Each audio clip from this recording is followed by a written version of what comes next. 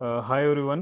So ಈ ವಿಡಿಯೋದಲ್ಲಿ ಏನ್ ಮಾಡೋಣ ಅಂದ್ರೆ ಇಂಟೆಲಿಜೆನ್ಸ್ ಬ್ಯೂರೋ ಬಗ್ಗೆ ನಾವು ಡಿಸ್ಕಷನ್ ಮಾಡ್ಕೊಂತ ಹೋಗೋಣ. ಅವರ ಗ್ರೂಪ್ ಸಿ ಪೋಸ್ಟ್ ಗಳನ್ನ ಕರೆದಿದ್ದಾರೆ. ಹಂಗಂತಂದ್ ಹೇಳ್ಬಿಟ್ಟು ಯಾರು ಇದು ಮಾಡಕ್ ಹೋಗ್ಬೇಡ್ರಿ, ಯಾಕಂದ್ರೆ ಲೆವೆಲ್ 7 ಫೀಸ್ ಇರುತ್ತೆ. 44,900 ಇಂದ ಹಿಡ್ಕೊಂಡು 1,42,000 ವರೆಗೂ ನೀವು ಪೇಮೆಂಟ್ ಬರ್ತೈತೆ. ಸೊ ಅದನ್ನ ಯಾಕೆ ಅಟೆಂಡ್ ಆಗಬೇಕು, ಏನಕ್ಕಿಲ್ಲ ಅನ್ನೋದು ನಾನು ಹೇಳ್ತೀನಿ. ಸೊ IB ಅಂತಂದ್ ಹೇಳ್ತೀವಿ ನಾವು ಶಾರ್ಟ್ ಕಟ್ ಆಗಿ, ಇಂಟೆಲಿಜೆನ್ಸ್ ಬ್ಯೂರೋ. ಇವಾಗ ಔಟ್ ಆಫ್ ಕಂಟ್ರಿ ಏನಾದ್ರು ಆಗ್ತಿತ್ತು ಅಂತಂದ್ ಹೇಳಿದ್ರೆ, ಈಗ ನಮ್ಮ ದೇಶ ಬಿಟ್ಬಿಟ್ಟು ಬೇರೆ ದೇಶಗಳಲ್ಲಿ ನಮ್ಮ ಅಧಿಕಾರಿಗಳು ಇರ್ತಾರಲ್ಲ, ಸೊ ಗುಪ್ತ ಮಾಹಿತಿಯನ್ನ ತಗೊಳ್ಳೋರು, ಅವ್ರಿಗೆ ನಾವ್ ಏನಂತ ಕರಿತೀವಿ ಅಂದ್ರೆ ರಾ ಅಂತ ಕರಿತೀವಿ. ಇವ್ರಿಗೆ ನಾವ್ ಏನಂತ ಕರಿತೀವಿ ಅಂದ್ರೆ ದೇಶದ ಒಳಗಡೆ ಏನಾದ್ರು ಆಗ್ತಿತ್ತು ಅಂತಂದ್ ಹೇಳಿದ್ರೆ ಅವ್ರಿಗೆ IB ಅಂತ ಕರಿತೀವಿ, IB ಆಫೀಸರ್ಸ್ ಅಂತಂದ್ ಹೇಳ್ತೀವಿ. ಸೊ ಅದ್ರಲ್ಲಿ ವರ್ಕ್ ಮಾಡುವಂತಹ ಒಂದು ಬೆಸ್ಟ್ ಅಪಾರ್ಚುನಿಟಿ ಸಿಕ್ಕೈತೆ.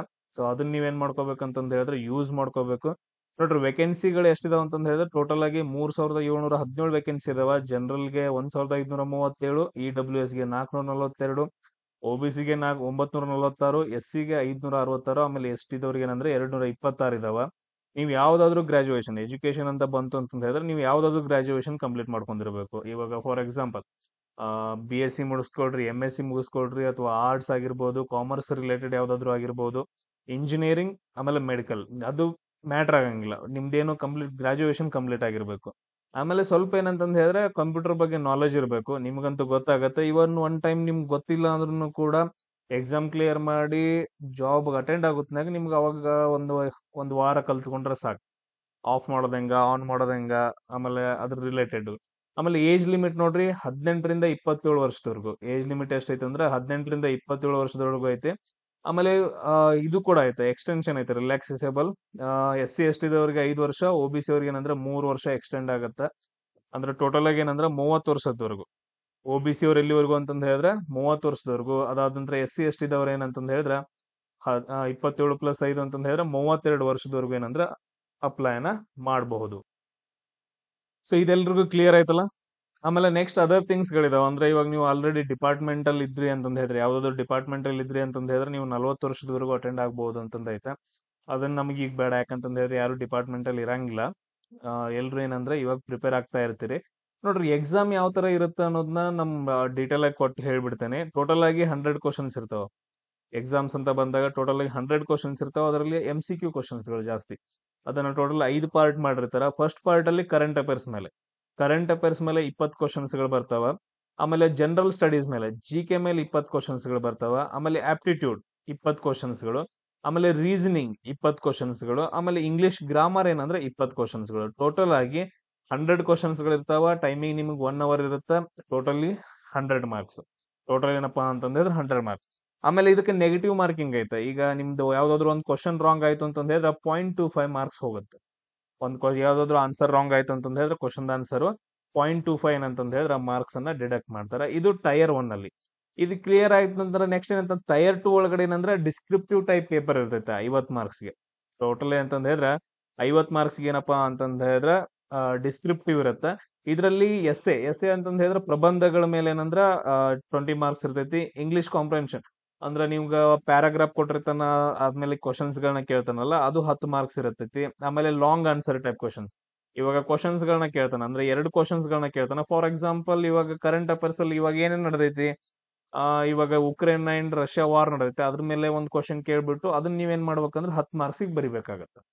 ಅಂದ್ರೆ ಟೋಟಲ್ ಆಗಿ ಏನಂತಂದ್ ಹೇಳಿದ್ರೆ 20 ಮಾರ್ಕ್ಸ್ ಇರುತ್ತೆ. ಇದ್ ನೋಡ್ರಿ, ಎಸ್ಸೆದಷ್ಟು 20 ಮಾರ್ಕ್ಸ್, ಇಂಗ್ಲಿಷ್ ಅಂದ್ರೆ ಪ್ಯಾರಾಗ್ರಾಫ್ದು 10 ಮಾರ್ಕ್ಸ್, ಆಮೇಲೆ ನೆಕ್ಸ್ಟ್ ಏನಂದ್ರೆ 2 ಕ್ವಶನ್ ಕೊಟ್ಟಿರ್ತಾನೆ 10 ಮಾರ್ಕ್ಸ್. ಟೋಟಲ್ ಏನಂದ್ರೆ 50 ಮಾರ್ಕ್ಸ್ ಇರುತ್ತೆ. ಇದೆಲ್ಲ ಆದ ನಂತರ ನೆಕ್ಸ್ಟ್ ನಿಮ್ಗೆ ಟೈರ್ 3 ಅಲ್ಲಿ ಅಂದ್ರೆ ಇಂಟರ್ವ್ಯೂ ಇರ್ತೈತೆ. ಸೊ ಟೈರ್ 3 ಏನಪ್ಪಾ ಅಂತಂದ್ ಹೇಳಿದ್ರೆ ಇಂಟರ್ವ್ಯೂ ಇರ್ತೈತೆ.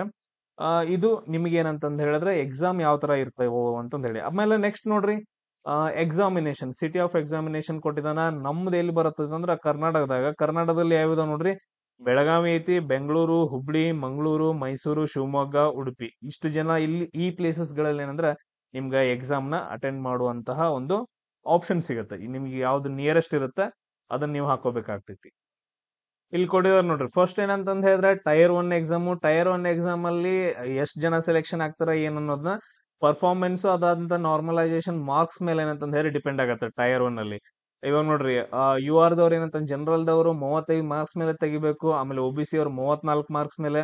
ಆಮೇಲೆ SC ST ದವ್ರು ಏನಂತಂದ್ ಹೇಳಿದ್ರೆ 33, EWS ದವ್ರು ಕೂಡ ಏನಂದ್ರೆ 35 ಮಾರ್ಕ್ಸ್. ಅಂದ್ರೆ ಇದು ಜಸ್ಟ್ ಏನಂದ್ರೆ ಒಂದು ನಾರ್ಮಲ್ ಕಟ್ ಆಫ್ ಅಂತಂದ್ ಹೇಳ್ತೀವಿ. ಬಟ್ ಅದ್ರ ಅಲ್ಲಿ ಪರ್ಫಾರ್ಮೆನ್ಸ್ ಮೇಲೆ ನಾರ್ಮಲೈಸೇಷನ್ ಮೇಲೆ ಡಿಪೆಂಡ್ ಆಗತೈತೆ. ಎಲ್ರು ಜಾಸ್ತಿ ಮಾರ್ಕ್ಸ್ ತಗೊಂಡ್ರು ಅಂತಂದ್ ಹೇಳಿದ್ರೆ ಕಟ್ ಆಫ್ ಏನಂದ್ರೆ 40ವರೆಗೂ ಹೋಗ್ಬೋದು, 50ವರೆಗೂ ಹೋಗ್ಬೋದು ಟೈರ್ 1.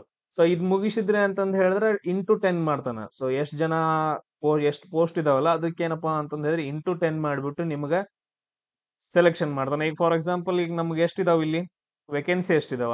ವೇಕೆನ್ಸಿ 3700 ಸಮಥಿಂಗ್ ಏನೋ ಇದಾವಲ್ಲ. ಒಂದ್ ನಿಮಿಷ ಇರ್ರಿ ನೋಡ್ರಿ, 3717 ಇದಾವ. 3717 ಇದಾವ ಅಂದ್ರೆ ಇಂಟು 10 ಅಂತಂದ್ ಹೇಳಿದ್ರೆ ಎಷ್ಟ್ ಮಾಡ್ತಾನ? 3717 0 ಅಂತಂದ್ ಹೇಳಿದ್ರೆ ಎಷ್ಟಾಗುತ್ತೆ ನೋಡ್ರಿ, 37,000 ಜನರನ್ನ ಏನಂದ್ರೆ ಸೆಲೆಕ್ಷನ್ ಮಾಡ್ತಾನ ಟೈರ್ 1 ಅಲ್ಲಿ. ಟೈರ್ 1 ಅಲ್ಲಿ 37,000 ಜನರನ್ನ ಶಾರ್ಟ್ ಲಿಸ್ಟ್ ಮಾಡ್ತಾನ. ಅವರೆಲ್ಲ ಏನ್ ಮಾಡ್ತಾರ ಅಂದ್ರೆ ಟೈರ್ 2 ಎಕ್ಸಾಮ್ಸ್ ಅನ್ನ ಬರೀತಾರ. ಈ ತರ ಹಿಂಗ್ ಹೋಗುತ್ತೆ. ಇವನ್ ಟೈರ್ 2 ಒಳಗಡೆನು ಕೂಡ ಏನಂದ್ರೆ 10 ಟೈಮ್ಸ್ ಟೈರ್ 2 ಅಲ್ಲಿ ಏನ್ ಅಟೆಂಡ್ ಆಗಿರ್ತಾರಲ್ಲ ಅದ್ರ 10 ಟೈಮ್ಸ್ ಅನ್ನ ಏನಂತಂದ್ ಹೇಳಿದ್ರೆ ಈ ತರ ಅವ್ರ ನಾರ್ಮಲೈಸೇಷನ್ ಮುಖಾಂತರ ಹೋಗುತ್ತದು.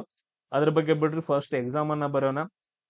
ಅದಾದ ನಂತರ ಲಾಸ್ಟ್ ಏನಿರುತ್ತೆ ಅಂತಂದ್ ಹೇಳಿದ್ರೆ ಇಂಟರ್ವ್ಯೂ ಇರ್ತೈತೆ. ಲಾಸ್ಟ್ ಏನಿರುತ್ತೆ ಇಂಟರ್ವ್ಯೂ ಇರ್ತೈತೆ. ನೋಡ್ರಿ, ಆನ್ಲೈನ್ ರಿಜಿಸ್ಟ್ರೇಷನ್ ಯಾವಾಗಿಂದ ಸ್ಟಾರ್ಟ್ ಆಗತ್ತಂದ್ರ 19 ಜುಲೈ ಆಲ್ರೆಡಿ ಸ್ಟಾರ್ಟ್ ಆಗೈತೆ. ಸೊ 19 ಜುಲೈ ಇಂದ ಸ್ಟಾರ್ಟ್ ಆಗತ್ತೆ. ಆಮೇಲೆ ಲಾಸ್ಟ್ ಡೇಟ್ ಯಾವ್ದಂತಂದ್ ಹೇಳಿದ್ರೆ ಆಗಸ್ಟ್ 10ಗೆ. ಆಗಸ್ಟ್ 10ಗೆ ಏನಂತಂದ್ ಹೇಳಿದ್ರೆ ಲಾಸ್ಟ್ ಡೇಟ್ ಇರುತ್ತೆ. ಯಾರು ಮಿಸ್ ಮಾಡ್ಕೊಳಕ್ ಹೋಗ್ಬಿಡ್ರಿ, ಒಂದು ಬೆಸ್ಟ್ ಅಪಾರ್ಚುನಿಟಿ ಅಪ್ಲಿಕೇಶನ್ ಅನ್ನ ಹಾಕಿ. ಆಮೇಲೆ ಡಾಕ್ಯುಮೆಂಟ್ಸ್ ಗಳು ಏನೇನ್ ಬೇಕಂದ್ರೆ ಮ್ಯಾಟ್ರಿಕ್ಯುಲೇಷನ್, ಆಮೇಲೆ ಸೆಕೆಂಡ್ PU, ನಿಮ್ದು ಎಜುಕೇಶನ್ ಏನೈತಲ್ಲ, ಎಜುಕೇಶನ್ ಇಲ್ಲಿವರೆಗೆ ಏನ್ ಮಾಡಿದ್ರೆ 10th ಆಗಿರ್ಬೋದು, PUC ದಾಗಿರ್ಬೋದು, ಅದಾದ ನಂತರ ಇಂಜಿನಿಯರಿಂಗ್ ಆಗಿರ್ಬೋದು, ಅಥವಾ ನಿಮ್ದು ಡಿಪ್ಲೊಮಾ ಮುಗಿದ್ಬಿಟ್ಟು ಡಿಗ್ರಿ ಮಾಡೋದಾಗಿರ್ಬೋದು, ಎಲ್ಲಾ ಮಾರ್ಕ್ಸ್ ಕಾರ್ಡ್ಸ್ ಗಳು ಇರಬೇಕು. ಎಲ್ಲ ಏನಂತಂದ್ರೆ ಮಾರ್ಕ್ಸ್ ಕಾರ್ಡ್ಸ್ ಗಳು, ಆಮೇಲೆ ಡಿಗ್ರಿ ಸರ್ಟಿಫಿಕೇಟ್ ಇರಬೇಕು, ಆಮೇಲೆ OBC ಸರ್ಟಿಫಿಕೇಟ್ ಇರಬೇಕು. OBC ಅಪ್ಲೈ ಆಗೋರು, EWS ಇದ್ದವರು EWS ಸರ್ಟಿಫಿಕೇಟ್, SC ST ಇದ್ದವ್ರದ್ದು ಅವ್ರದ್ದು ಸಪರೇಟ್ ನಿಮ್ಗೆ ಸರ್ಟಿಫಿಕೇಟ್ಸ್ ಬೀಳ್ತಾವ. ಅದು ಎಂಪ್ಲಾಯ್ ಆಗಿದ್ರ NOC ಸರ್ಟಿಫಿಕೇಟ್ ಇರಬೇಕು. ಸೊ ಅದಾದ ನಂತರ ನೆಕ್ಸ್ಟ್ ನೋಡ್ರಿ, ಫೋಟೋಗ್ರಾಫ್ಸ್ ಗಳು ನೀವು ತೆಗೆಸ್ಕೊಂಡಿರ್ಬೇಕು.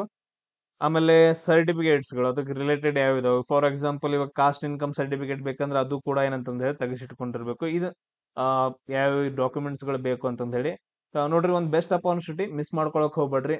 ನೆಕ್ಸ್ಟ್ ಮತ್ತೆ ಇನ್ನೊಂದ್ ಏನಂತಂದ್ ಹೇಳಿ ರೆಕ್ರೂಟ್ಮೆಂಟ್ ಆಗ್ತಾ ಐತೆ. ಸೊ ಈ ಮಂತ್ ಅಲ್ಲಿ 2 ರಿಂದ 5 ರೆಕ್ರೂಟ್ಮೆಂಟ್ಸ್ ಗಳು ಆಗ್ತಿದಾವ, ಇನ್ನು ಬರ್ತಿದಾವ. ನೆಕ್ಸ್ಟ್ ಮಂತ್ ಅಲ್ಲಿ ಏನಂತಂದ್ ಹೇಳಿದ್ರೆ 3 ರೆಕ್ರೂಟ್ಮೆಂಟ್ಸ್ ಗಳು ಆಗ್ತಿದಾವ. ಎಲ್ಲಾನು ಮಾಹಿತಿ ಕೊಡ್ತೀನಿ, ಎಲ್ರಿಗೂ ಶೇರ್ ಮಾಡ್ರಿ. ಆಮೇಲೆ ನೆಕ್ಸ್ಟ್ ನೋಡ್ರಿ, ಡಿಸ್ಕ್ರಿಪ್ಷನ್ ಒಳಗಡೆ ಟೆಲಿಗ್ರಾಮ್ ಲಿಂಕ್ಸ್ ಗಳು ಇರ್ತಾವ. ಎಲ್ಲಾ ಟೆಲಿಗ್ರಾಮ್ಸ್ ಗಳನ್ನ ಜಾಯ್ನ್ ಆಗ್ರಿ, ಆಮೇಲೆ ಸಬ್ಸ್ಕ್ರೈಬ್ ಆಗಿ.